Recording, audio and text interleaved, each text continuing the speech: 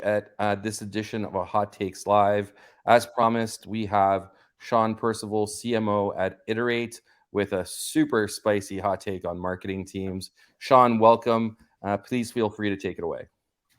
Thank you so much, Gary. Hey, everyone. Let me get the deck going here. Great to be here. I'm feeling a little bit under the weather, but as we say in Los Angeles, where I'm from, the show must go on. But apologies if I sound a little bit stuffy. Today, we are going to talk about how to screw up your marketing team. Of course, we're actually going to talk about what to do to not screw up your team. I'm going to make my intro pretty quick. But my job today is the CMO of a company called Iterate, originally from California, where I worked for companies like MySpace and others. Now I'm living in small and cold Norway. So you probably have never heard of Iterate Norway, I'm sure. But essentially, the quick pitch is we are a venture builder. So we're building many startups. I work as the CMO, helping to work with all these companies.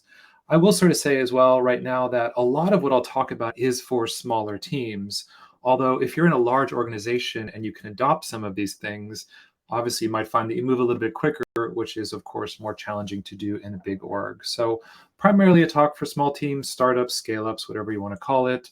But if you can take some of these nuggets and hot takes to your big company, I think you will enjoy that as well.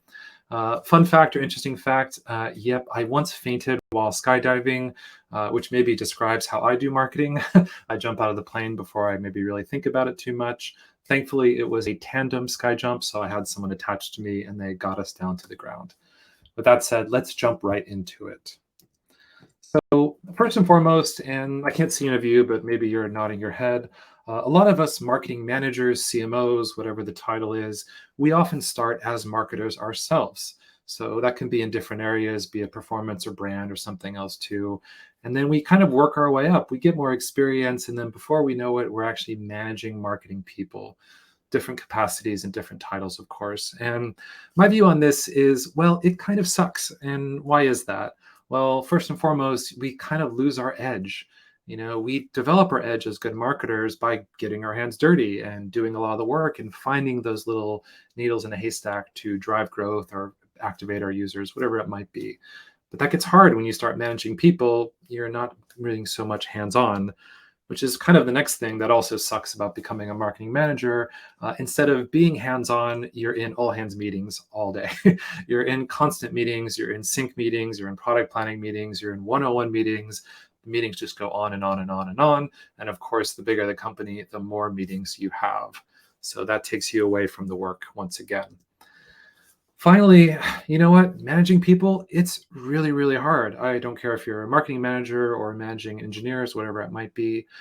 People are tough. We're very dynamic creatures. We have emotions. People have different backgrounds, different experiences, and of course, different expectations.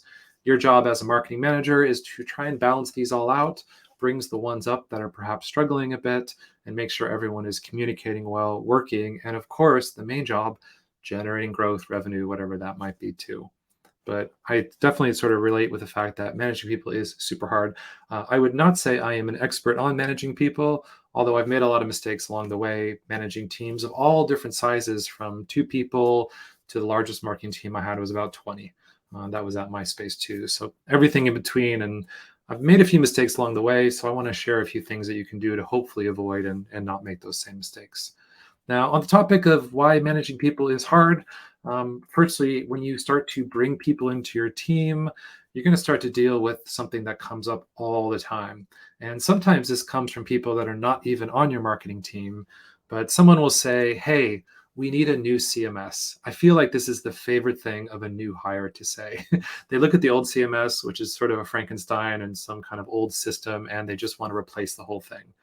Maybe they don't say we need a new CMS, but they say other things. Oh, we need a new style guide. We need this new tool or many new tools. We need a whole new process. So they mean well, but I think a lot of people in the interim marketing team, they kind of want to like reinvent or find something that they can own. The easiest way to do that is to carve out something massive, take on a big project. And I would say that you as a boss, first and foremost, should really try and stop this as much as possible. It does relate specific to new hires that you bring in, but it could be said for even employees that have been there for a while, or if you join as a marketing manager into a team that already exists. Why is that? Now, for the newbies, what you really want them to do is get some quick wins before they go for a big win. Redoing the CMS, redoing process, and all these things like this might have great effect for your company, might have some good yield, but it's going to be really challenging, especially for that new person. So we want to focus on them getting these nice quick wins, letting them build up to the bigger projects and the bigger wins. Why does this help? First and foremost, it helps them to start to work across departments in a little bit lower overhead way. So I think most marketing people know that like engineers, well, they don't often like us so much. We tend to be like pretty needy people. We need new tools, new integrations, new events, new analytics. We have a lot of needs. So if your new employees and your team members go to them with lots of big needs, they're going to face a lot of resistance. Their first experiences working with the company is going to be butting heads. As opposed to going with smaller things, allows them to get to know people in the other departments, form some bonds and some good working relationships. Then it will be easier for them to go and then have more confidence as they go to tackle those bigger projects. So confidence is also key when you're working in an organization of almost any size, because they need to go and have confidence in what they're saying, what they're doing, how they spec it out, whatever that might be. So again, little quick wins gives them some good more confidence, allows them to lead forward with that confidence in hand. Now, finally, and this I think is really important to nowadays where, hey, we're all struggling, the markets suck, there's less money, there's less budget, everyone is having to use less tools, less SaaS, everyone's pulling back. Marketing spends are all over the place too. So nowadays, quick wins are really awesome because it allows people to do more with less. And that's really the best thing you can do as a boss. I'm going to keep moving because I think I'm ranting a bit too much. But let's talk about managing happiness as a marketing manager. You really only have three jobs. Now, job number one is to be there, be present as much as possible. That's like seems like a dumb moment, but that's harder now when we work a lot more remote. There's so many distractions as a marketing manager. If you're a marketing manager, like you're sitting and listening to me, your team probably needs you. Thankfully, it's only a 10-minute talk, and these are quick talks, and you can get back to them.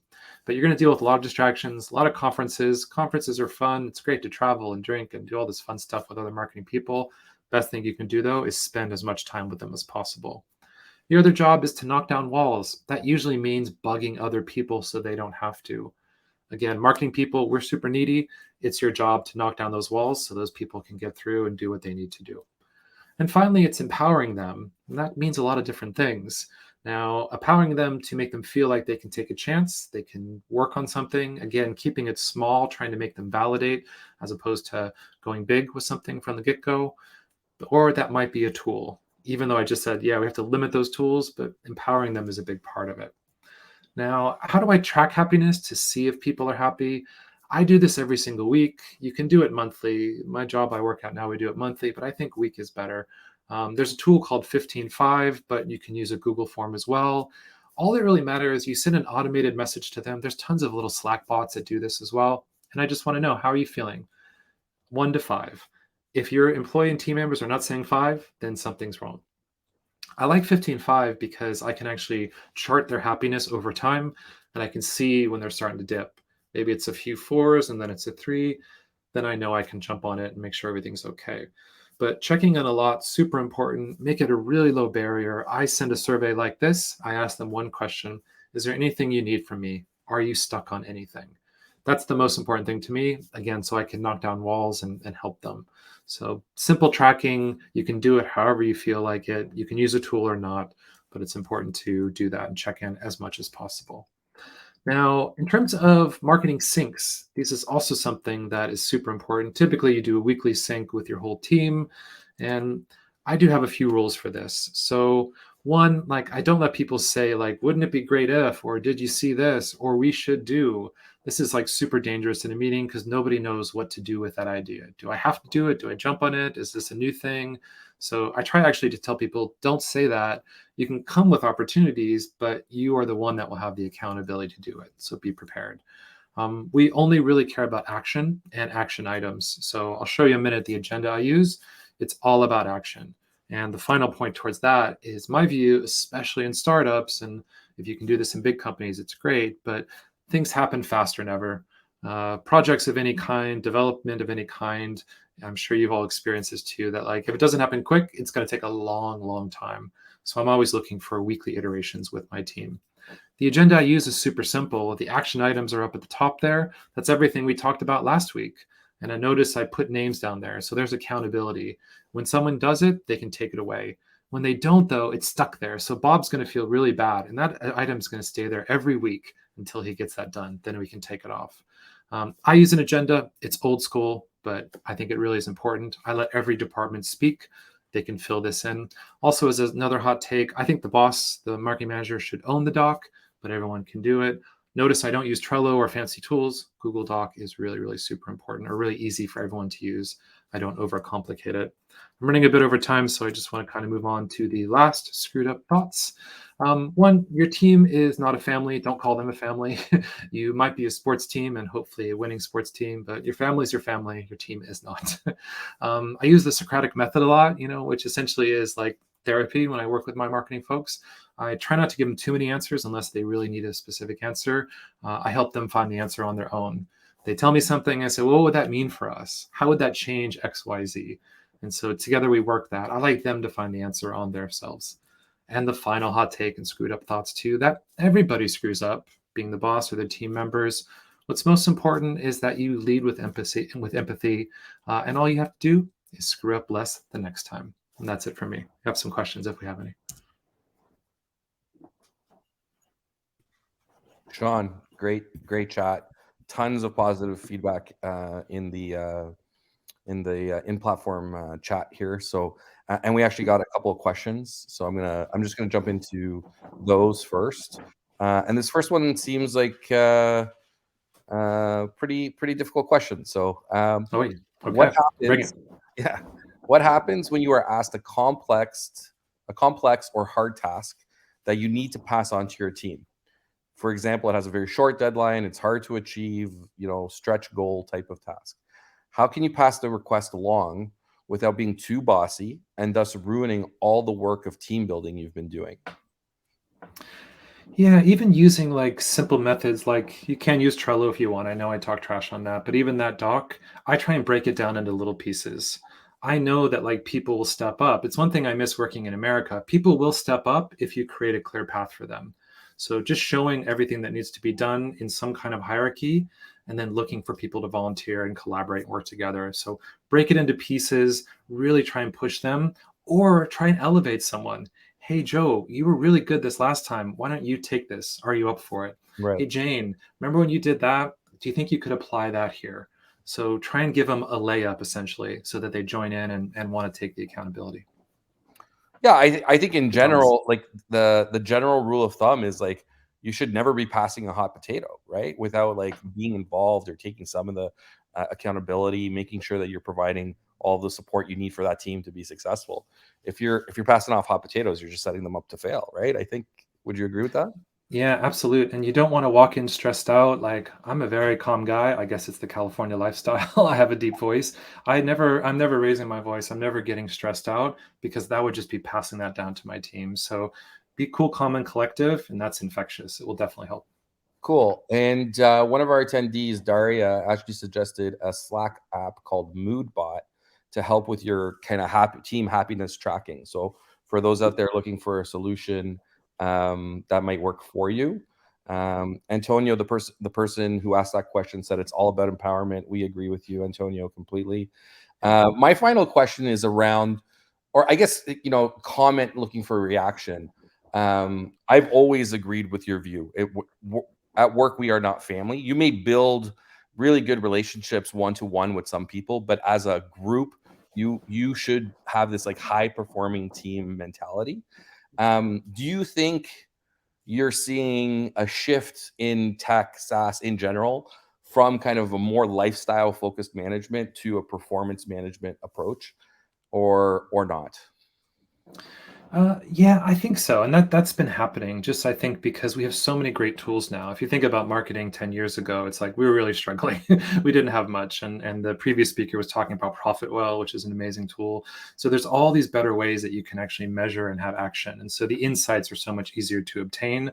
They're not like this magical unicorn that only very select people know. So I think so. It's you have to perform now, and there's really not too many reasons not to, just because we have the power that we need. And even media spend can be done significantly better. So yeah, the landscape's totally changed, and the market's gone down. So it's like, great, now you really have to push forward too. So it sucks the market conditions are what they are, but use that pressure.